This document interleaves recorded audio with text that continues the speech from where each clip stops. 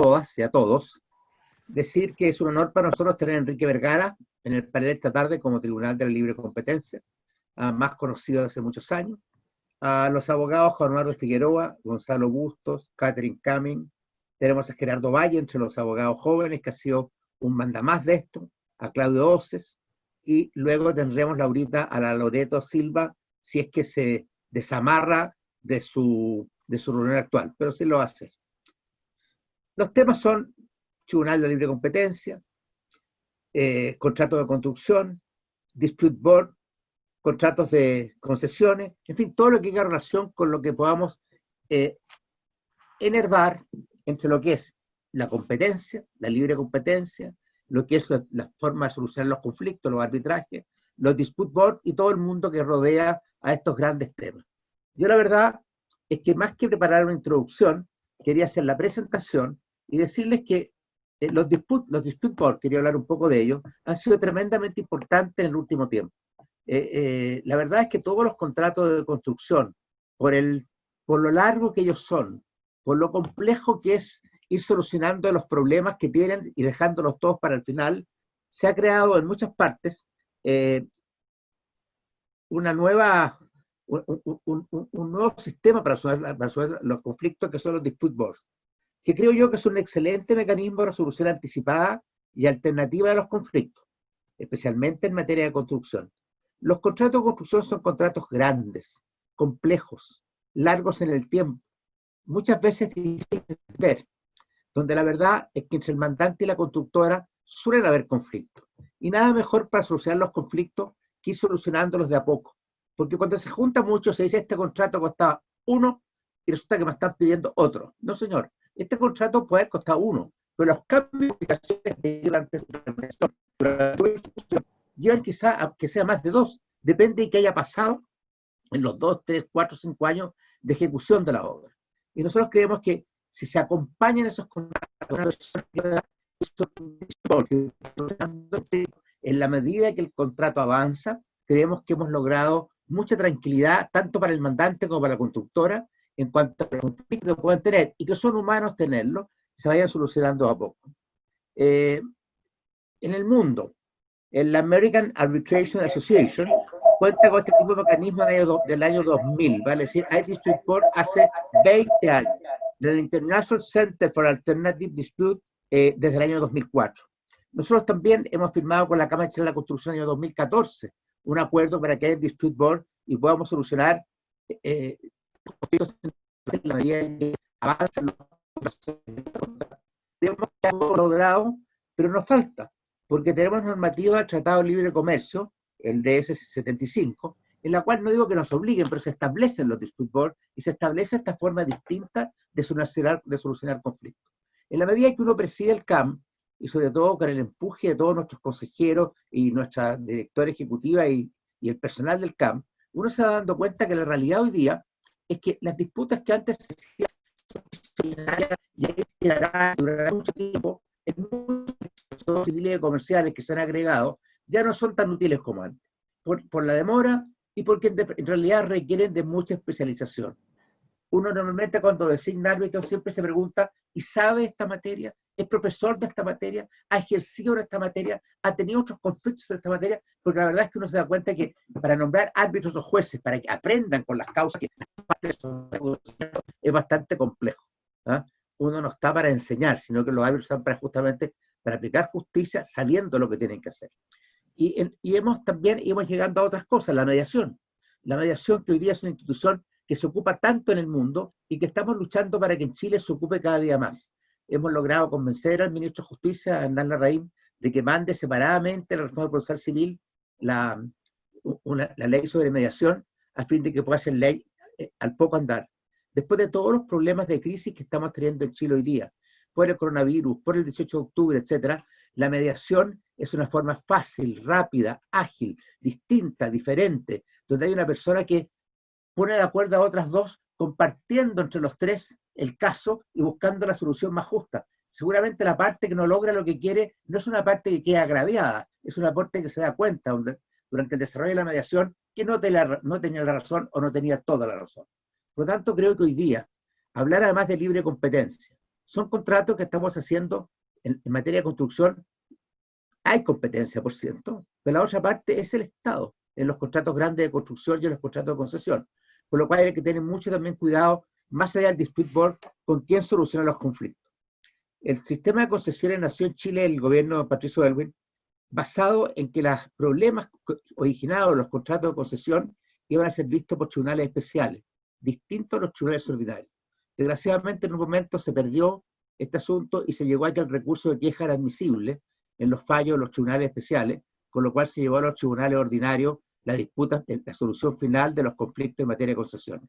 Eso a mí nunca me gustó, siempre me puse como presidente de COPSA y como director de varias concesionarias, pero en definitiva no logró el Estado retirarse de un conflicto donde evidentemente que hay siempre el conflicto que el Estado puede tener más fuerza, más poder que el particular, y por lo tanto puede haber un desequilibrio en la balanza de justicia al solucionar los conflictos. Hoy día estamos en temas nuevos, estamos en temas del dispute board, estamos en temas de cómo acompañar los contratos, pero en definitiva el tema central nuestro es cómo se solucionan los conflictos en materia de contratos o en materia de divergencia entre las partes que vayan más allá de lo que ha sido tradicional en nuestra historia jurídica. Por lo tanto, creo que el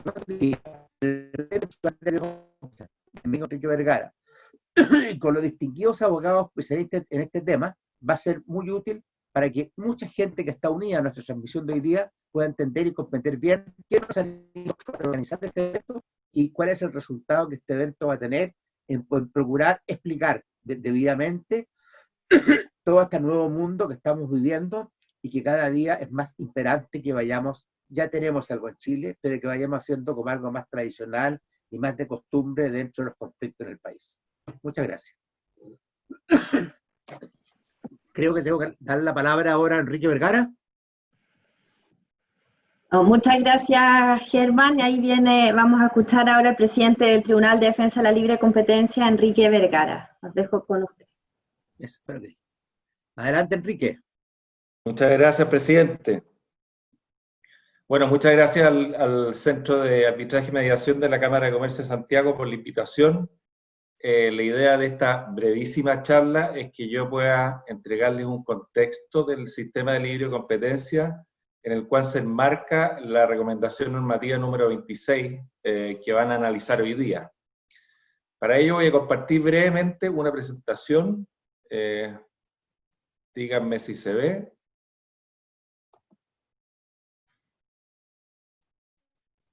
¿Sí? Perfecto. Bueno, básicamente en esta presentación voy a comentar algunos antecedentes que son útiles para entender el contexto, como dije, de la recomendación normativa número 26, las dos dimensiones de la política de competencia, que son la defensa de la libre competencia y la promoción de la libre competencia. Luego describiré brevemente también en qué consiste esta facultad que tiene el tribunal de proponer recomendaciones normativas, y por último describiré someramente el procedimiento en virtud del cual se dictan o se emiten, mejor dicho, estas recomendaciones. A ver, es importante tener presente para estos efectos lo que señalan los artículos 1 y 2 del Decreto Ley 211. El Decreto Ley 211 es la ley de competencia, que data desde el año 73. Y esa ley dice en su artículo 1 que el objeto de la misma es promover y defender la libre competencia en los mercados, y a continuación su artículo 2 dice que le corresponde al Tribunal de Defensa de la Libre Competencia y a la Fiscalía Nacional Económica, en la esfera de sus respectivas atribuciones, dar aplicación a esta ley. Entonces, cuando uno lee estos dos artículos, puede concluir que hay dos funciones básicas que tienen ambos organismos, la Fiscalía y el Tribunal. Una es defender la libre competencia, y que es la función que es más conocida por la comunidad. Esto dice básicamente relación con hacer cumplir la ley. Es lo que en inglés se denomina el enforcement. Es decir, hacer cumplir lo que las disposiciones legales establecen. Ya vamos a ver cómo hacer cumplir la ley el tribunal en la esfera de sus respectivas atribuciones. Pero hay una dimensión más desconocida, que es la de promover la libre competencia. y eso dice relación básicamente con difundir los principios de libre competencia, ya vamos a ver cómo se hace ello, y es lo que en inglés se denomina advocacy. Esta función, insisto, es menos conocida que la primera. Vamos a la defensa de la libre competencia. El tribunal tiene dos clases de facultades, en el ámbito, insisto, de la defensa de la libre competencia, del enforcement. Primero son las facultades jurisdiccionales, que son las más conocidas, es lo que se distingue a un tribunal de cualquier otra cosa, es decir, resolver conflictos jurídicamente relevantes en un ámbito determinado. En esta materia es el ámbito de libre competencia. Y dentro de esas facultades jurisdiccionales yo distinguiría dos que son las más determinantes del tribunal. La primera consiste en conocer y juzgar, obviamente, causas contenciosas por infracciones a la ley. Y esto se traduce, en resumen, en conocer 4 clases de causas contenciosas, insisto. Aquella referida a los carteles, es decir, aquellas conductas que infringen la ley cuando 2 o más competidores se ponen de acuerdo para afectar la libre competencia, ya sea fijando precios, repartiéndose mercados, limitando la producción o afectando el resultado de procesos de licitaciones públicas o privadas. Estas son las conductas más, yo diría, más conocidas por la opinión pública, y también son las más malignas para el sistema de mercado. Se dice que los carteles son el cáncer de la economía de mercado. En segundo lugar, conoce de las infracciones cometidas por empresas con posición dominante cuando abusan de esa posición. Esta conducta es más difícil de juzgar que la anterior, porque se requiere establecer cuándo hay un abuso, y eso siempre es más complejo. Aquí hay que atender a los efectos de la conducta, a diferencia de la primera, en que, acreditado el acuerdo, no hay que revisar los efectos, sino que para la aplicación de la multa. La posición dominante de una empresa es un tema que se determina, hay varios métodos, pero generalmente a través de las participaciones de mercado de la empresa y de las condiciones de ingreso al mercado. Hay un tercer grupo de conductas que conoce el tribunal, son los actos de competencia desleal, cuando tiene por objeto alcanzar, mantener o incrementar una posición de dominio. Actos de competencia desleal son, como define la ley de competencia desleal, aquellos actos que afectan la buena fe comercial, que buscan desviar clientela por medio ilegítimo. Típicos actos de competencia desleal son los actos de confusión, denigración del competidor, aprovecharse de la reputación ajena, etc. Y por último, también conoce un grupo de conducta del tribunal que se denominan actos de autoridad. Esto es cuando alguna autoridad pública, en el ejercicio de sus potestades discrecionales, dicta o ejecuta un acto que puede afectar la libre competencia. Típicos actos que conoce el tribunal en este orden de materia son las licitaciones públicas. Muchas veces el diseño de esas licitaciones públicas contienen cláusulas que pueden afectar la libre competencia.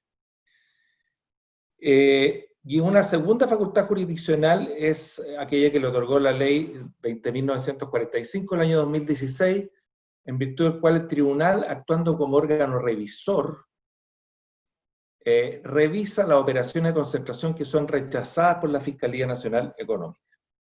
A través de un recurso especial, el tribunal conoce este tipo de operaciones cuando la Fiscalía señala que no pueden llevarse a cabo. Esas son las facultades jurisdiccionales. Las facultades extrajurisdiccionales, básicamente, y las más importantes, son dos. Una es absolver consultas o conocer asuntos no contenciosos, es decir, cuando un interesado legítimo le pregunta al tribunal si un hecho, acto o convención puede infringir la libre competencia.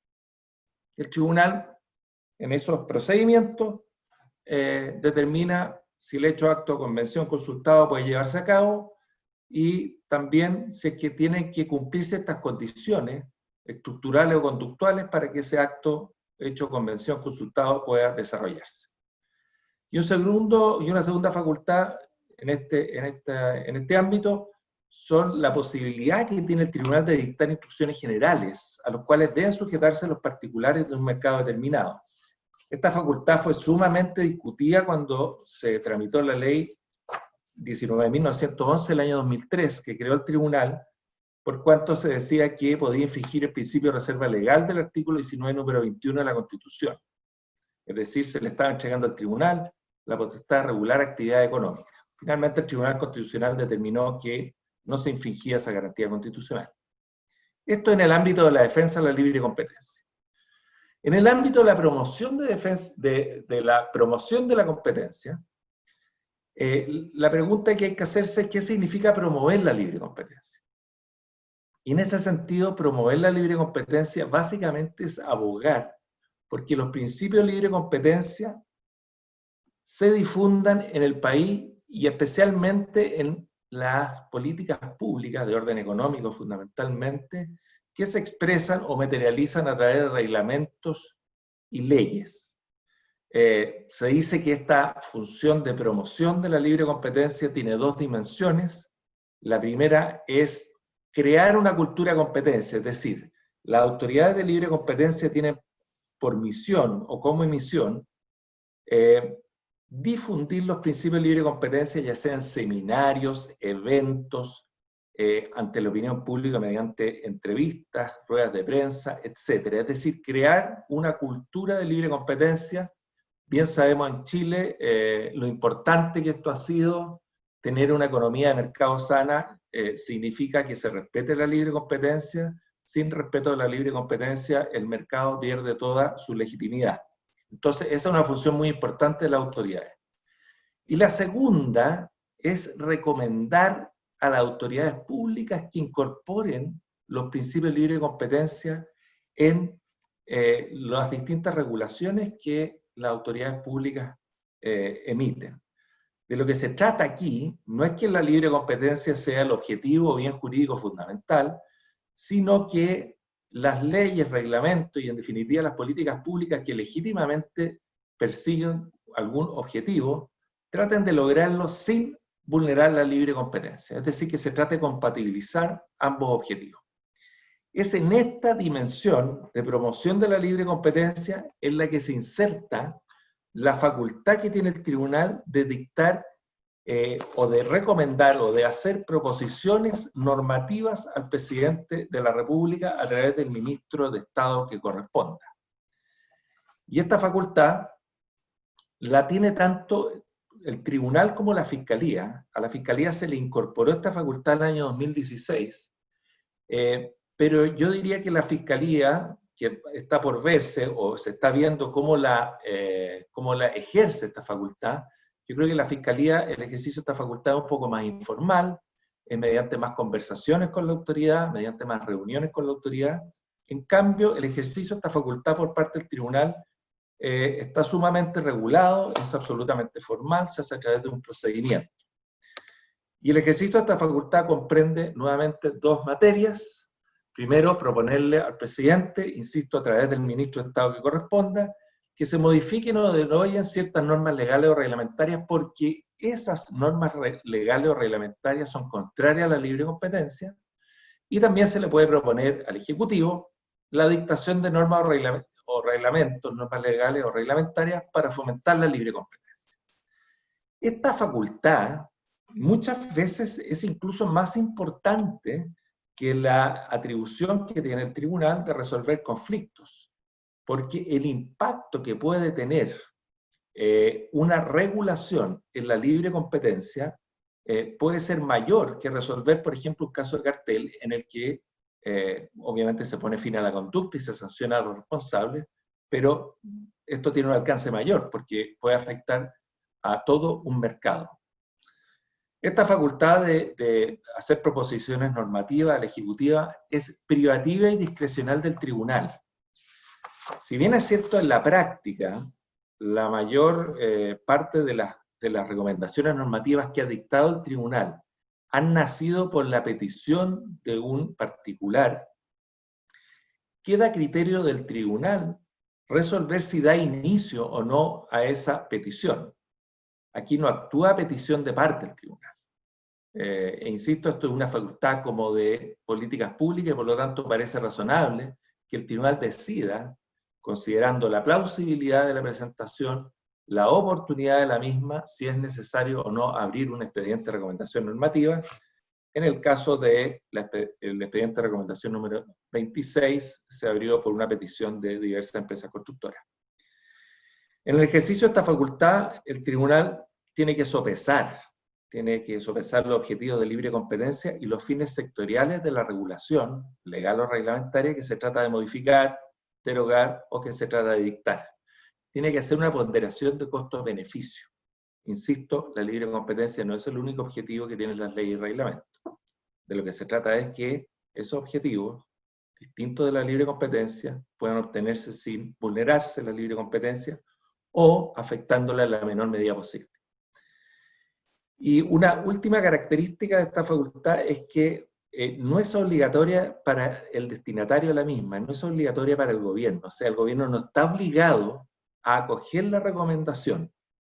Eso obviamente es parte de las decisiones del Ejecutivo, pero desde el año 2009 el Ejecutivo debe manifestar su parecer sobre la recomendación, con lo cual se obliga al mismo, si es que no quiere adoptar esa recomendación, a dar razones públicas sobre su negativa a adoptar la proposición, y esa opinión o parecer del Ejecutivo tiene que publicarse en el sitio electrónico del Tribunal, de la Fiscalía Nacional Económica y del Ministerio correspondiente, con lo cual se le entrega una cierta obligación al ministro de Estado correspondiente, que me parece razonable y sana, porque de lo contrario todas estas recomendaciones quedarían en el escritorio y nadie las tomaría en consideración. En cuanto al procedimiento en virtud del cual se dictan estas recomendaciones normativas, se aplica el artículo 31 del decreto ley número 211, que contempla la siguiente etapa. Se formula, se da inicio al expediente de recomendación normativa, insisto, eso es discrecional y facultativo del tribunal, y en esa resolución de inicio se señala a quienes pueden manifestar opinión, se envía oficio a los distintos interesados para que manifiesten opinión. En el caso del expediente de recomendación normativa número 26, se ofició a las cámaras de la construcción, empresas constructoras, Ministerio de Obras Públicas, etc. En general, cualquier entidad pública o privada que tenga alguna relación con el tema. Y a su vez se tiene que publicar el inicio de este procedimiento en el Diario Oficial para que cualquier persona con interés legítimo pueda manifestar su opinión sobre el particular. Una vez que se llegan todos estos antecedentes, para el cual se da un plazo obviamente, generalmente 30 días hábiles, la Fiscalía Nacional Económica siempre se le oficia para que manifieste su opinión. Se celebra una audiencia pública, que es muy parecida a una vista de la causa, en los cuales quienes manifestaron opinión pueden hacer sus alegaciones orales. Luego el tribunal adopta, antes de adoptar mejor su resolución, puede dictar alguna medida para mejor resolverlo. Lo puse entre comillas porque la ley habla de recabar antecedentes de oficio a petición de parte. Generalmente, cuando se celebra esta audiencia pública, muchas veces necesitamos más antecedentes para resolver adecuadamente el asunto, y en esa oportunidad se piden más antecedentes, generalmente autoridades públicas o alguna entidad privada que participó en el procedimiento. Posteriormente se dicta la resolución por parte del tribunal, que en este caso es una recomendación normativa, y nosotros creemos, tribunal, que no procede en recursos en contra de la recomendación normativa que dicta el tribunal, pero en el último caso, o en el penúltimo caso, en el cual el tribunal decidió no ejercer la facultad de recomendación normativa en una materia propia de los derechos de autor, y declaró inadmisible un recurso de reclamación interpuesto por algunos de los intervinientes en esa causa, la Corte Suprema determinó que sí procedía el recurso de reclamaciones. Así que estamos ahí con una situación que todavía está por desarrollarse. Nosotros creemos que una recomendación normativa no puede ser objeto de una revisión por parte de la Corte Suprema, porque es eso, una recomendación normativa, Este es un tribunal especial que tiene una serie de facultades extrajurisdiccionales y es un poco problemático que la Corte Suprema termine al final haciendo recomendaciones normativas al Ejecutivo. Pero en fin, es algo que está en este minuto en entredicho y creemos que con el tiempo se va a aclarar si procede o no procede que la Corte Suprema conozca a través de este recurso este tipo de causa. ¿Qué es lo que pasa con estas recomendaciones normativas? En la lámina cito dos casos de recomendaciones normativas que yo diría que han sido exitosas, es decir, el Ejecutivo ha dictado, ha modificado o ha derogado normas legales o reglamentarias. En el caso de la proposición normativa número 19, el Tribunal emitió una extensa resolución proponiendo al Ejecutivo normas para fomentar la competencia en la industria de medios de pagos con tarjeta. Hoy día eso se está implementando en la superintendencia, la ex superintendencia de bancos y el Banco Central han dictado normativas para hacer más competitivo el mercado de medios de pago con tarjeta, permitiendo que cada banco pueda afiliar comercio y competir por esa afiliación. Y la otra es la proposición normativa número 14, que propone la dictación o modificación de preceptos legales o reglamentarios para fomentar la competencia en la prestación de servicios de telecomunicación en condominio y desarrollo inmobiliario. Esto, antiguamente, cuando se construía un edificio, se construía un ducto que permitía que una sola empresa de telecomunicaciones ofreciera los servicios a los propietarios arrendatarios del respectivo edificio. Hoy día se dictó la normativa que establece ciertos parámetros técnicos para la construcción de esos ductos de tal manera que puedan competir las distintas empresas de telecomunicaciones. Eso es, nuevamente encantado de haber recibido esta invitación y quedo a disposición de ustedes para las preguntas que puedan tener. Muchas gracias. Muchas gracias, Enrique. La verdad es que esta presentación no deja en evidencia el rol que has cumplido como presidente del Tribunal de Defensa de la Libre Competencia, sino que también tu gran el conocimiento que tenemos de ti como profesor, porque ha sido muy clara la explicación. Muchos abogados conocemos las facultades tradicionales del tribunal, cuando se conocen casos que salen en la prensa, pero esta facultad que tiene el tribunal es muy interesante, sobre todo cuando tú hablas de crear cultura. Así que te queremos agradecer la oportunidad que tuvimos hoy día de conocer más de esto. También fuiste fiscal nacional durante 4 años, así que te ha tocado servir mucho al país desde estas veredas de proteger y fomentar la libre competencia, las buenas prácticas y a crear cultura con esta recomendación también. También hoy día nos gusta que digas que no tiene recursos, no sé otro día, pero esta recomendación que vamos a reflexionar a nosotros nos hace tanto sentido que hoy día podemos grabar que no tiene recursos. Muchas gracias, Enrique. Tú tienes una agenda muy apretada y te dejamos liberado para nosotros seguir adelante con este encuentro. Gracias a nombre del Consejo. Muchas gracias. Voy a escuchar un ratito y ahí me desconecto. Muchas gracias, Enrique. Un ratito y te desconectas después. ¿Estás en tu casa, Enrique? Estoy en mi casa, sí. No. Pero muy serio de corbata. Yo no me pongo corbata en la casa.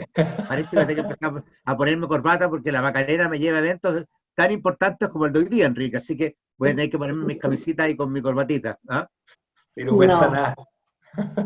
Muy bien. Gracias, Enrique, y gracias a todo el equipo que está atrás tuyo en el tribunal que hizo posible tu presencia hoy día.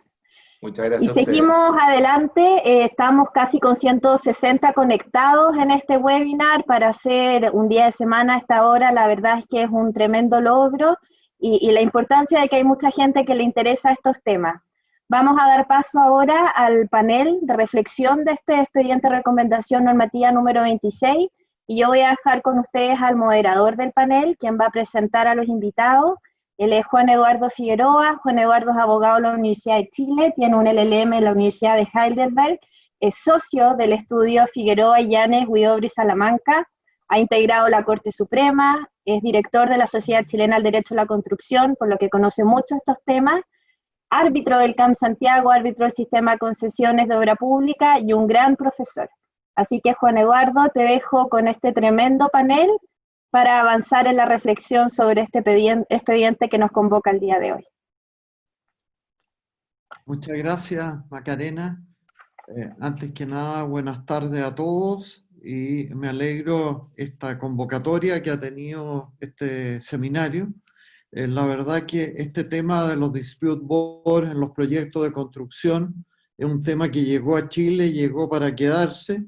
El desarrollo que ha tenido en Estados Unidos y en Europa hace más de 40 años nos muestra de que es un mecanismo muy útil para la industria de la construcción.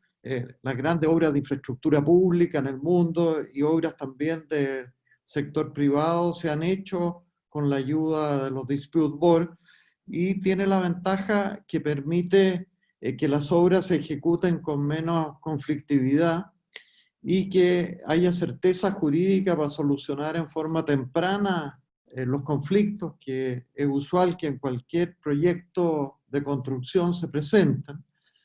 Y la gracia que es un mecanismo que tiene un bajo costo, eficiencia y una solución rápida.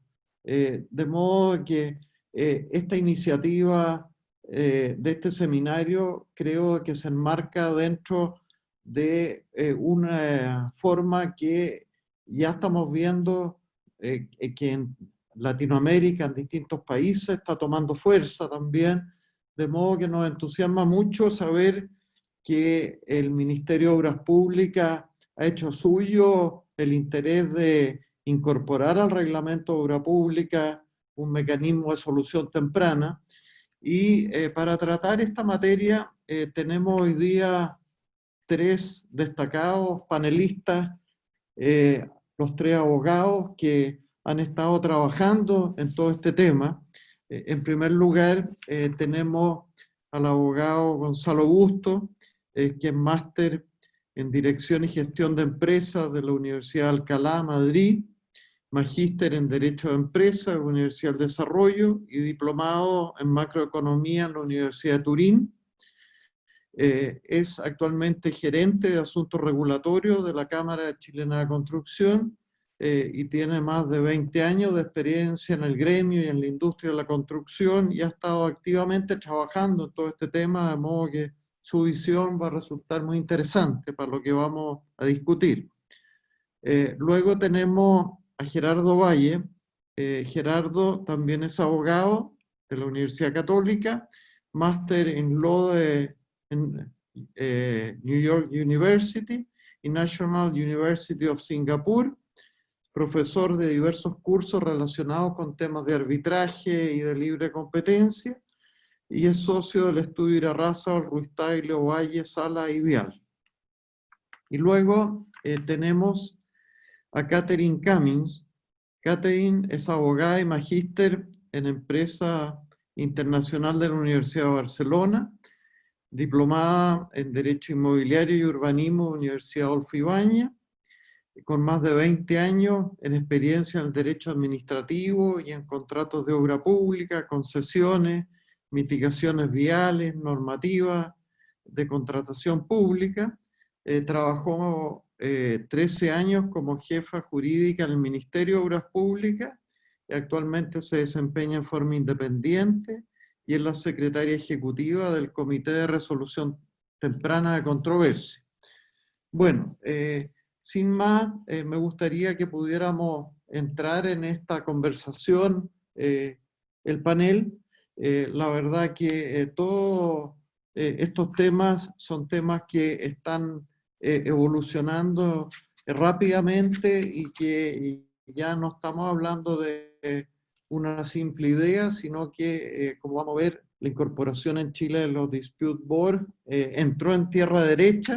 El primer impulso fue con la ley 20.410 al incorporar el panel técnico en los contratos de concesiones de obras públicas, pero ahora ya estamos a un paso de poder incorporar también los dispute boards en todo lo que son los contratos de obra pública, y vamos a ver que hay un plan piloto en este aspecto en el MOP y que ha sido bien interesante. Me gustaría en primer lugar si Gonzalo nos pudiera contar desde la perspectiva de la Cámara, la construcción, de dónde nació esta idea de incorporar los dispute boards y qué es lo que ha hecho la Cámara en esta materia y cuál es la visión desde el punto de vista de la Cámara de la importancia de los dispute board. Gonzalo. Muchas gracias, Juan Eduardo. Muy buenas tardes a todos. Un placer que nos hayan invitado a participar en este webinar. Con la trascendencia del CAM no podemos estar ausentes en esta oportunidad. Así que muy agradecido. A ver, nosotros en la Cámara creemos que es vital que las partes en un contrato se sienten a conversar. Nosotros creemos que la mejor manera de que las empresas logren que los contratos lleguen siempre a buen término es por la vía del entendimiento.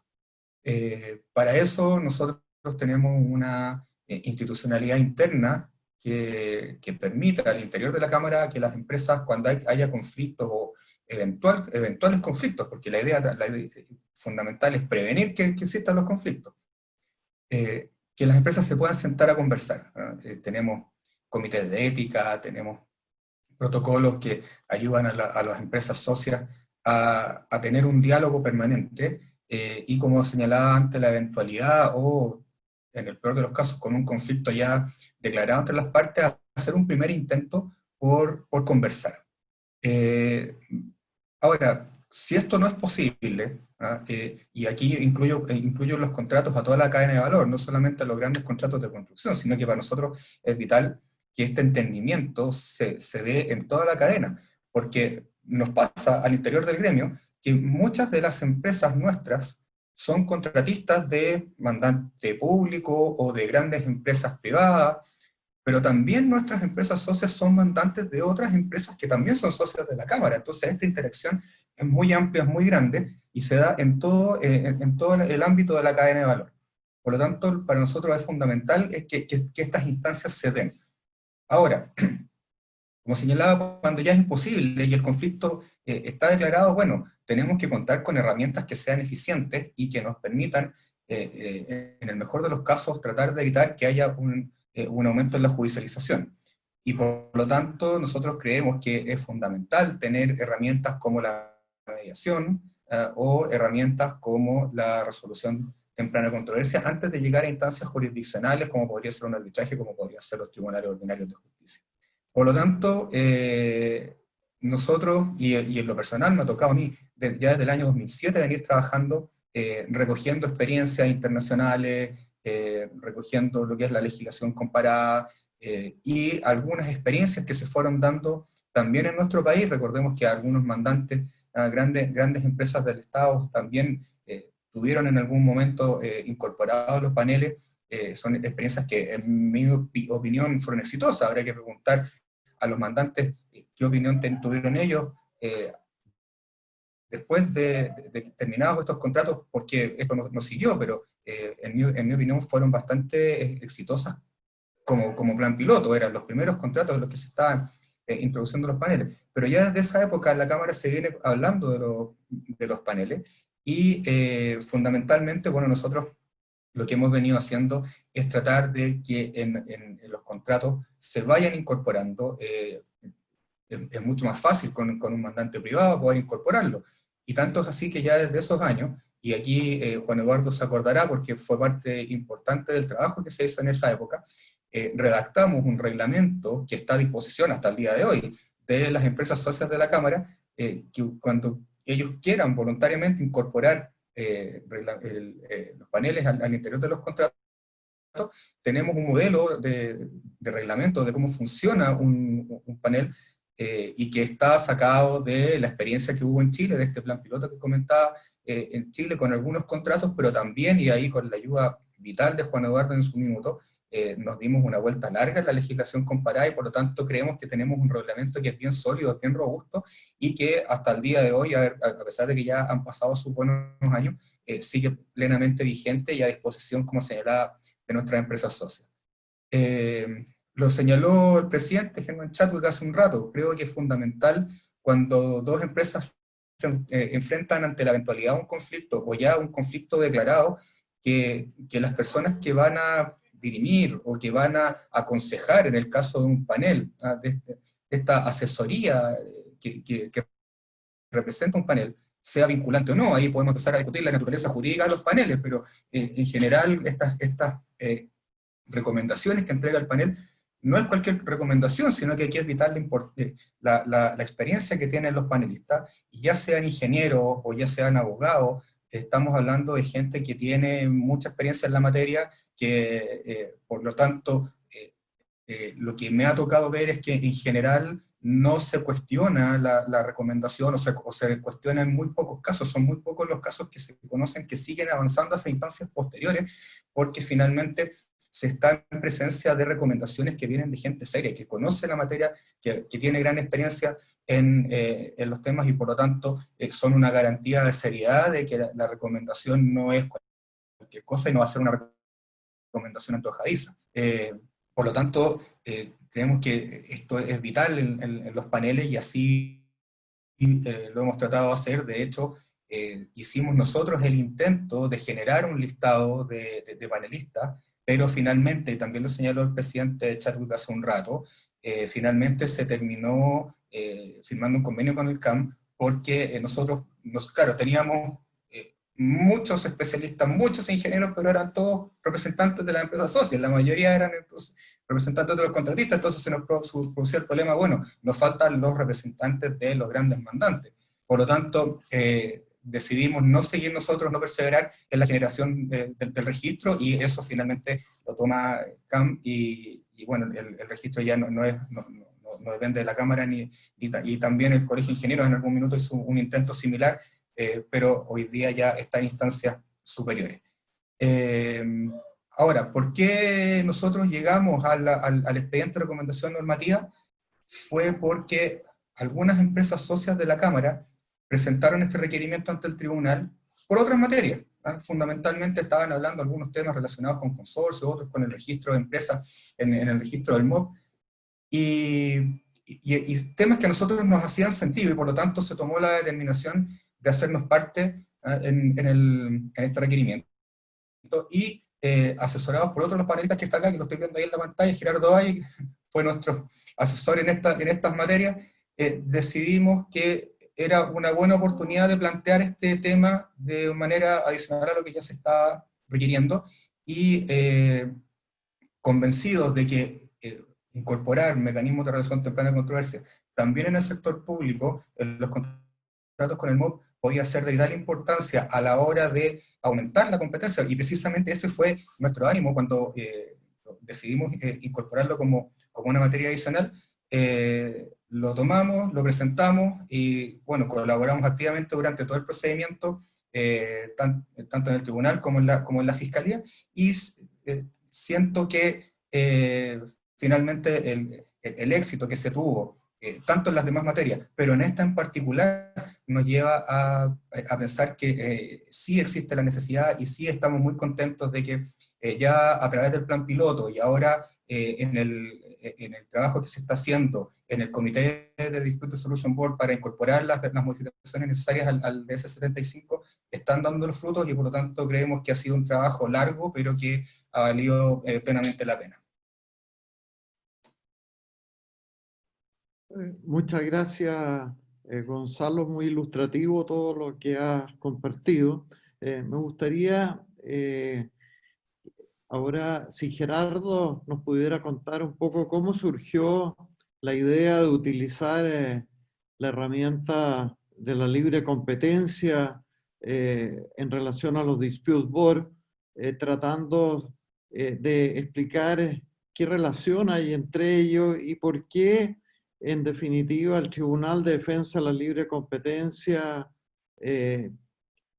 emitió esta recomendación normativa 26, y si pudiera, Gerardo, explicar en 2 palabras en qué consiste esta recomendación normativa, en qué se traduce en la práctica. Adelante, Gerardo. Gracias, Juan Eduardo. Gracias por esas 3 preguntas, y gracias también al CAM por la invitación. Muy buenas tardes a todos. En cuanto a la primera pregunta de cómo y también cuándo surgió esta idea de utilizar la herramienta de la libre competencia para incluir a los dispute boards en la obra tradicional del MOB, es interesante destacar lo que decía Gonzalo recién, que no surgió esto con motivo del expediente de recomendación de normativa 26, el que nos convoca, sino que surgió hace varios años atrás, esto producto de estudios encargados por la Cámara Chilena de Construcción, referidos a la relación mandante-contratista en general. De ahí surgió esta idea, de estos estudios encargados hace ya bastante tiempo. Más aún, es importante destacar que este expediente de recomendación de normativa número 26 no fue ni siquiera iniciado por la Cámara Chilena de la Construcción, sino que fue iniciado por un grupo de constructoras que plantearon al tribunal que solicitaron otros ajustes al DS-75. DS-75, que como sabemos es el que regula la obra tradicional del MOP. Y sobre la base de esos otros ajustes, se decidió por parte de la Cámara Chilena de Construcción esta otra materia absolutamente distinta, que fue intentar que se incorporaran los dispute boards al DS-75. Es decir, la Cámara Chilena de Construcción entró aquí a un proceso ya iniciado por otros solicitantes, entró, por así decirlo, por la ventana a esta causa, apoyando a los solicitantes por un lado, y levantando este otro tema, que ya había desarrollado esta idea, que ya la había madurado hace bastante tiempo, de ampararse en la libre competencia para incluir los dispute boards al Decreto Supremo número 75. Eso en cuanto a tu primera pregunta, Juan Eduardo. En cuanto a la segunda pregunta, referida a cómo conversan la libre competencia y los dispute boards. Es muy interesante la pregunta y es un tanto compleja la respuesta, pero en simple, la posición de la Cámara Chilena de la Construcción en este expediente de recomendación de normativa era que existían excesivas incertidumbres para los contratistas que participaban de la obra tradicional del MOP. Excesivas incertidumbres. Ello, dado que el MOP, por una serie de razones que ahí se explicaron, no resuelve en forma oportuna las dificultades que son propias de toda obra de construcción. Y estas dificultades al final se prolongan y después de mucho tiempo son resueltas en la justicia ordinaria mediante largos procesos judiciales. Según la Cámara Chilena de la Construcción, esta falta de resolución oportuna de estas controversias generaría esta excesiva incertidumbre en el sistema. Y esa excesiva incertidumbre provocaría a su vez que contratistas que son idóneos para participar en la obra pública no lo hagan, opten por no hacerlo. O sea, prefieren no participar atendido este alto grado de incertidumbre.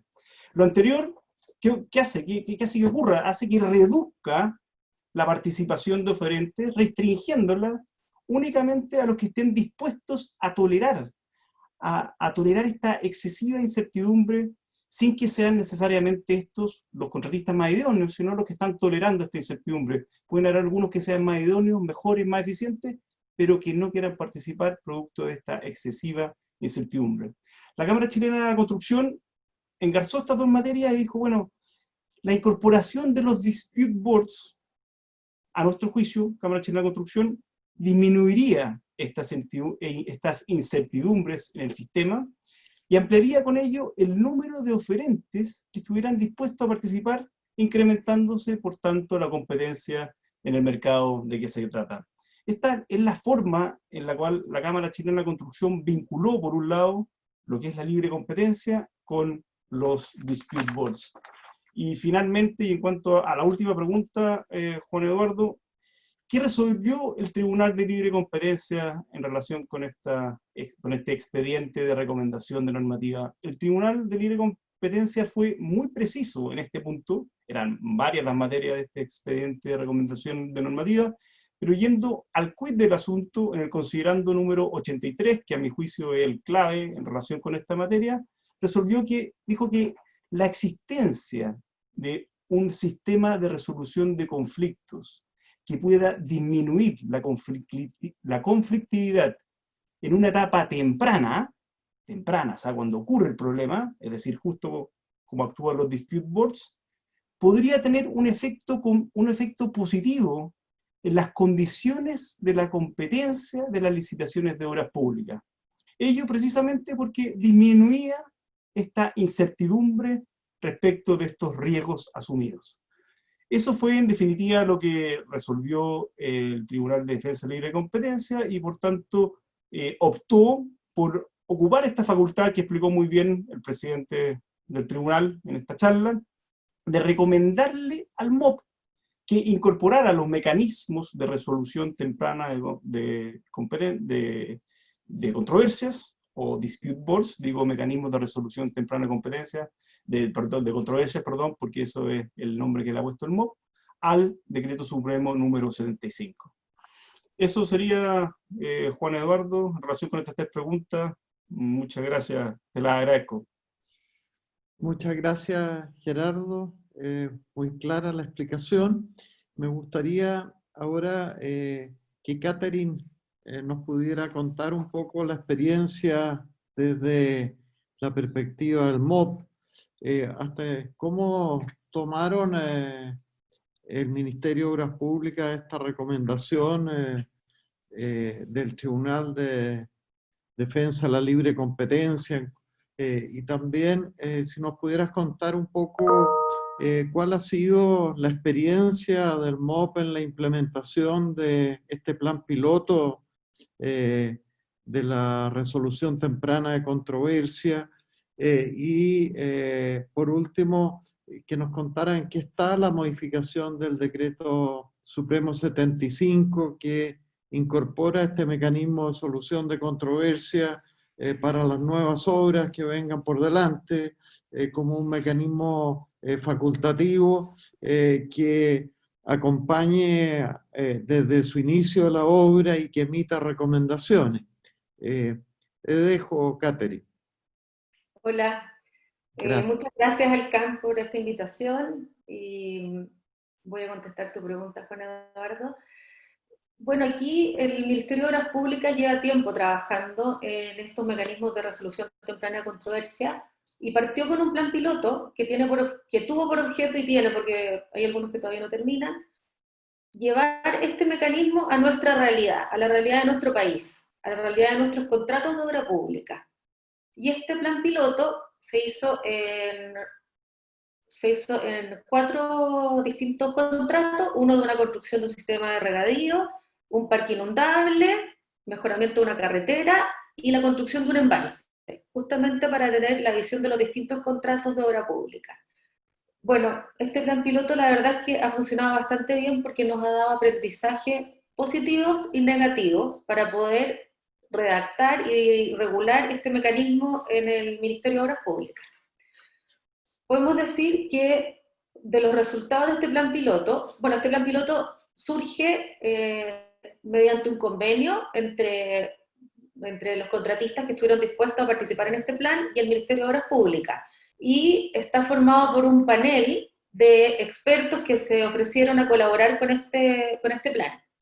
Se incorporaron estos paneles en las obras y en los contratos y empezó a funcionar este plan con la idea de que viéramos cuáles eran el mejor modelo para nuestros contratos.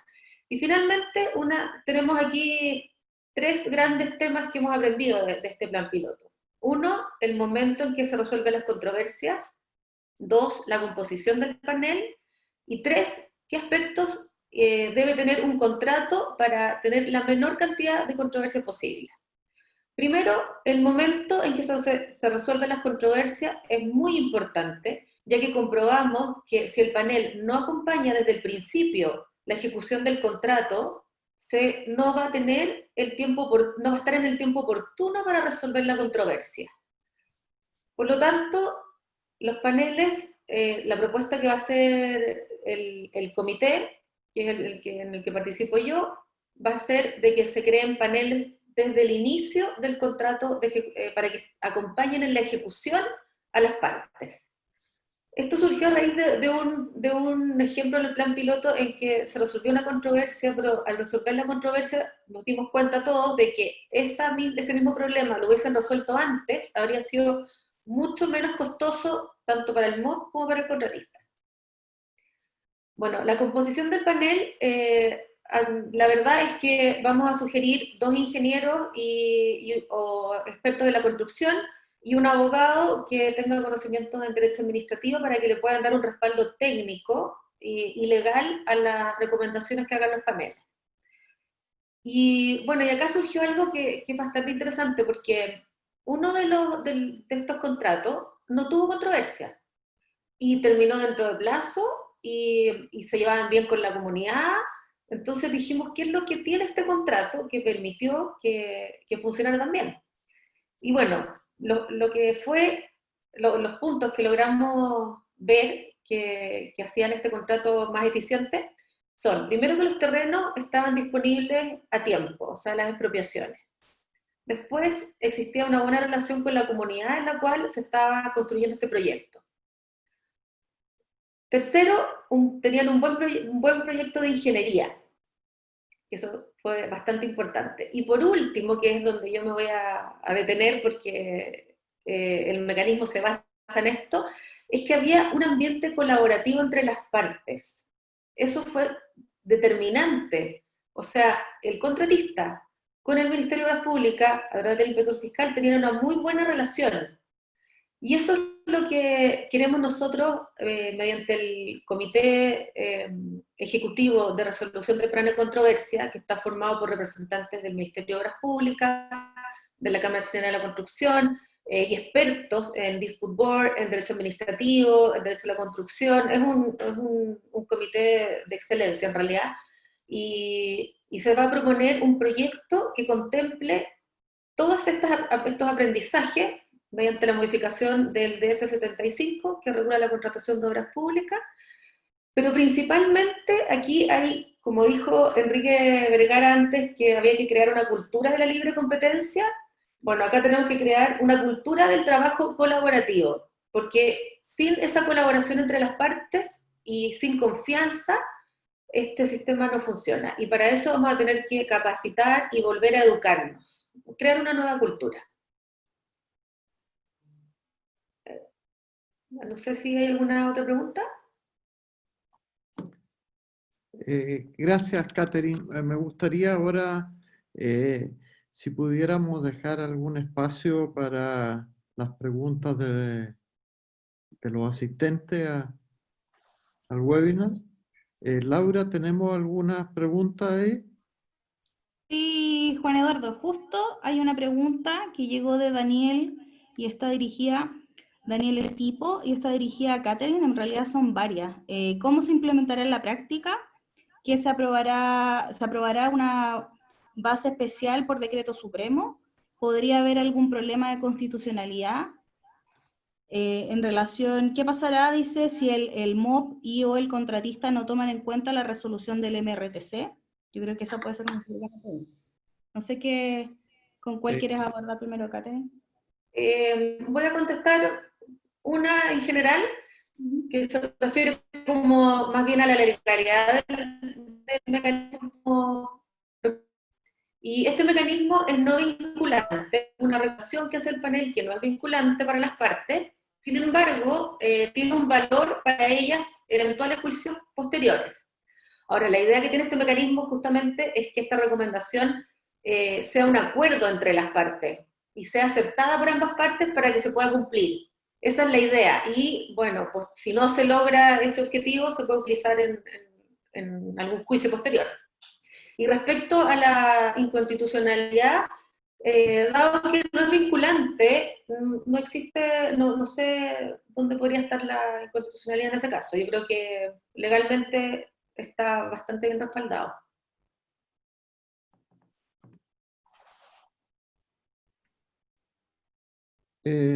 Dentro de la explicación que ha dado Catherine, quizás sería interesante, Catherine, que explicara un poco cómo está considerado conformar las nóminas para los ingenieros y abogados que se pudieran interesar de ser panelistas en estos paneles. ¿Cuál es la idea? ¿Cómo lo van a implementar?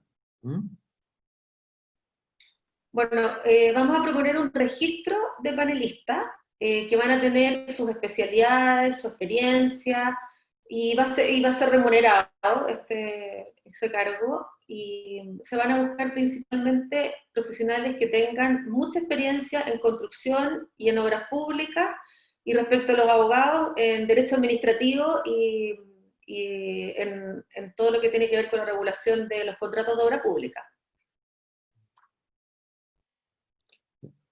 Ahora, ¿podría comentarnos algo respecto a en qué está hoy día la modificación del DS75? ¿Cuándo debiera salir a la luz esta reglamentación nueva?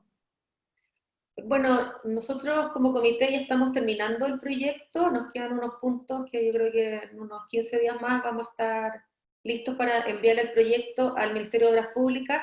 Esta es una propuesta, el Ministerio es quien debe decidir qué toma de este proyecto y qué no, pero en todo caso el Ministerio ha tenido una muy buena reacción frente a todas las propuestas que se le ha hecho y está completamente convencido de este mecanismo y ha participado en este comité de manera súper activa. Así que yo le veo un buen futuro a este proyecto.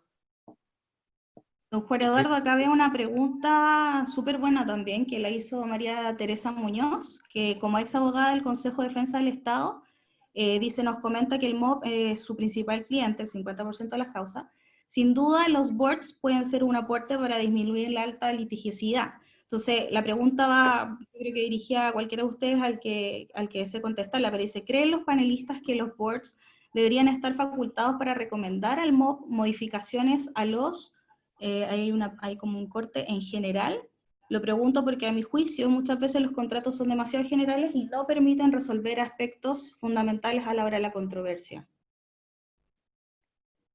Debe decir que son recomendaciones generales. Sí. ¿Quién pudiera contestarla? ¿Gerardo, Gonzalo?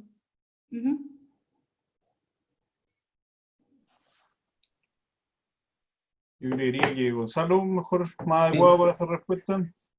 A ver, sí, el trabajo que se ha hecho tiene más que ver con recomendaciones generales dentro de lo que es la aplicación del contrato, y no vemos que tenga un alcance que permita una modificación del contrato. Es lo que logro entender de la pregunta, porque hay ahí algo que quedó cortado.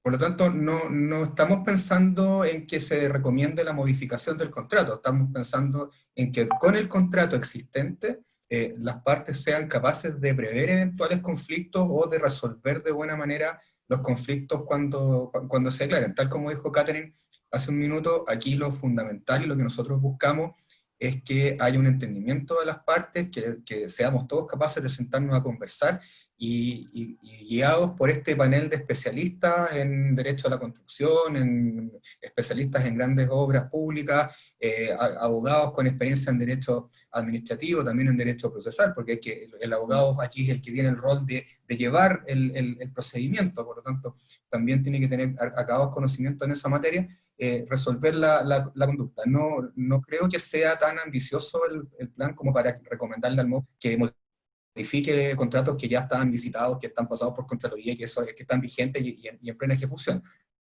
No creo que sea tan ambicioso. En lo particular me basta con que tengamos los paneles y que los paneles, como ya demostraron que funcionan en el plan piloto, lo sigan demostrando en el futuro. Perfecto. Dentro de ello, Gonzalo, quizás sería interesante que nos comente, porque hay inquietud, no en la contratación pública, sino en la contratación privada, cómo implementar los dispute board.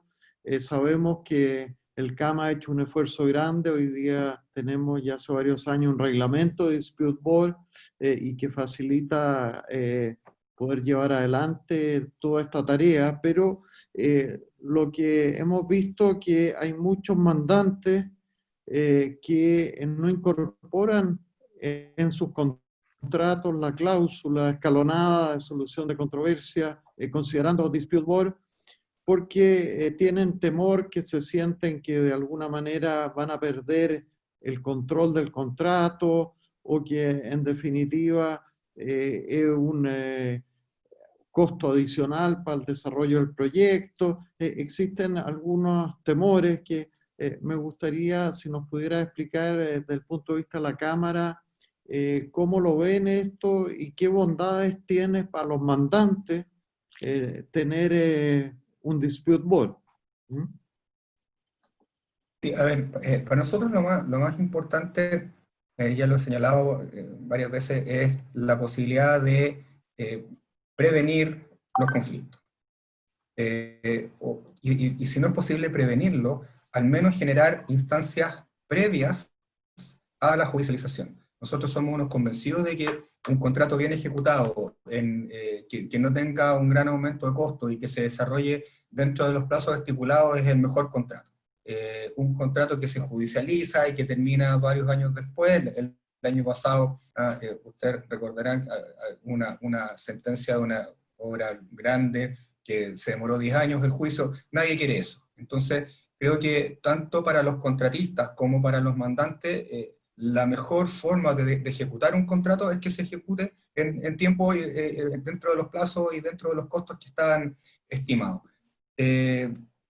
No siento que para el mandante público sea de alguna manera perder el control del contrato, sino que simplemente un DRD colabora absolutamente con mantener el equilibrio de las partes en el contrato, y por lo tanto creo que es más bien un tema de ir demostrando las virtudes de los paneles, y para eso creo que este paso que se está dando con el MOP es vital. Si la incorporación de los paneles en los contratos de obra pública sigue siendo exitosa, como ha venido siendo el plan piloto, no tengo ninguna duda que esto va a permear absolutamente en el sector privado. Ahora, yo personalmente me ha tocado estar presente en varias charlas, seminarios, destacando cuáles son, en general la recepción es buena. Nunca nadie me ha dicho en un seminario, oye, se volvió loco y cómo se le ocurre que vamos a incorporar paneles. Jamás me ha pasado una cosa similar, por lo tanto creo que es cosa de seguir insistiendo en que esto es un procedimiento que colabora absolutamente con la buena gestión del contrato, y no me cabe ninguna duda que, así como ya en la Cámara llevamos como 15 años tratando de incorporarlo, no me cabe ninguna duda que, y espero que así sea, antes de jubilarme, esto va a ser la regla general en todos los contratos, tanto de obra pública como de obra privada. Yo creo que es cosa de tiempo y de ir demostrando que esto funciona y que funciona bien, y en la legislación comparada, en los casos que tenemos, en su gran mayoría son contratos absolutamente exitosos. Bueno, muchas gracias, Gonzalo. La verdad que nos ha pillado la hora y dentro de la programación que teníamos, así que ahora los voy a dejar con Macarena, y que va Loreto Silva a hacer el cierre de este seminario. Y muchas gracias a todos, y felicito a cada uno de los expositores, que fue muy interesante todo lo que hemos conversado. Gracias. Muchas gracias, Juan Eduardo, los tres panelistas. Y para ir dando cumplimiento al horario del Zoom, queremos dejar con ustedes a Loreto Silva, quien va a hacer unas conclusiones, un cierre. Y primero hacer también un público agradecimiento a la Loreto como consejera, exministra de Obras Públicas. Germán siempre pide que la Loreto esté en tema de construcciones por su conocimiento y para que estén consejeros participando. Así que aprovechamos hoy día de darle un reconocimiento a todo lo que ella hace para el impulso de estos mecanismos donde el Estado es parte y donde se construyen obras públicas. Así que dejo con ustedes a Loreto. Muchas gracias, Maca, por darme la palabra y por ese reconocimiento tan generoso. Quiero agradecerle a todos los panelistas que han hecho una muy buena presentación de un tema que es muy innovador, que todos esperamos y que nace de algo que yo creo que es un precedente que va a marcar un antes y un después en materia de dispute board, que es la resolución del normativa o la recomendación normativa del Tribunal de la Libre Competencia. Sin lugar a dudas, esa recomendación normativa, más el trabajo que estaba haciendo la Cámara Chilena de la Construcción con el Ministerio de Obras Públicas, encabezado por la Catherine, en relación a tener un sistema de solución temprana de controversias, va a marcar un antes y un después en lo que hemos venido tratando de implementar hace muchos años. Una de las preguntas que se hacía por algunos de quienes nos están escuchando es ¿por qué esto no ha funcionado? Hasta ahora en Chile, a pesar de que nosotros tenemos un reglamento en el Centro de Arbitrajes de Dispute Board, y tiene que ver con la cultura del diálogo, la cultura de entender que cuando trabajamos juntos en torno a un objetivo común, como en este caso sacar adelante una obra pública que es tan necesaria para nuestro país, tan necesaria para las personas, es posible en el fondo solucionar los problemas, defender los intereses de ambas partes. Por lo tanto, yo creo que tenemos que ponernos manos a la obra. Este tipo de sistema de solución de controversias deben, temprana, como decía la Catherine, porque es una lección que aprendieron, que tiene que ser temprana, tiene que ser desde el inicio, tiene que generar confianza entre las partes, es una tarea que deberíamos imponernos todos con mucho sentido de urgencia. Y aprovecho la ocasión para poner a disposición tanto de la Cámara, del Ministerio de Obras Públicas, todas las herramientas, toda la experiencia que tiene el CAM en materia de solución de conflictos, no solamente en materia de dispute, sino que también en mediación y arbitraje, que son las formas en el fondo rápidas, oportunas de dar solución a los conflictos que necesariamente en este tipo de contratos se producen. Así que muchas gracias por habernos acompañado, felicitaciones al Tribunal de la Libre Competencia por esta norma tan recomendación tan innovadora y que en el fondo demuestra que la solución de conflictos no solamente ayuda al bienestar entre las partes, al bienestar del contrato, sino que también promueve la competencia. Así que muchas gracias. Gracias, Loreto.